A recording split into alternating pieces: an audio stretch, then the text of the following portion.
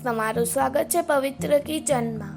આજે આપણે બનાવીશું પાલક પનીર ઢોસા।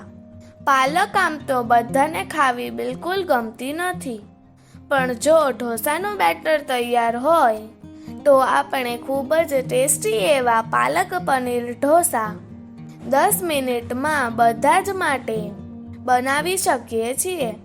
તો ચાલો બનાવીએ પાલક પનીર ઢોસા। પાલક પનીર ઢોસા બનાવવા માટે મેં બેટરને પહેલાં જ તૈયાર કરી લીધું હતું। પછી ગેસની ઉપર ઢોસાનું પેન ગરમ કરવા મૂકીશું। ગેસની ફ્લેમ સ્લો ટુ મીડિયમ જ રાખવાની છે।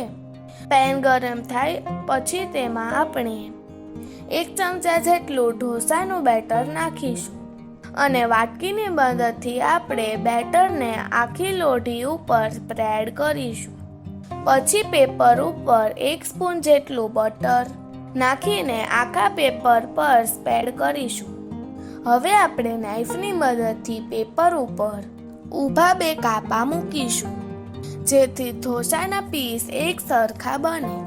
હવે આપણે પાલકને આખા પેપર ઉપર ફેલાવી દઈશું। પાલક જો આપણને ભાવતી હોય તો તે પ્રમાણે વધુ ઓછી લઈ શકાય। પાલક ફેલાવીને આપણે તેની ઉપર મસાલા નાખીશું।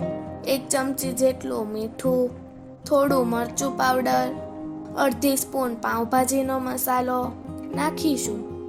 હવે આપણે તેની ઉપર પનીર ખમણી લેશું। પછી તેના રોલ વાળીને સર્વિંગ પ્લેટમાં કાઢી લેશું। આવા પ્રોટીનથી ભરપૂર અને ફટાફટ બની જાય એવા પાલક પનીર ઢોસા તમે પણ બનાવજો। અને મારી આ રેસીપી તમને ગમી હોય મારી ચેનલને લાઈક કરજો, શેર કરજો અને મારી ચેનલને જલ્દીથી સબસ્ક્રાઈબ કરજો। Thank you for watching. ફરી મળીશું એક નવી રેસીપી સાથે। Bye bye.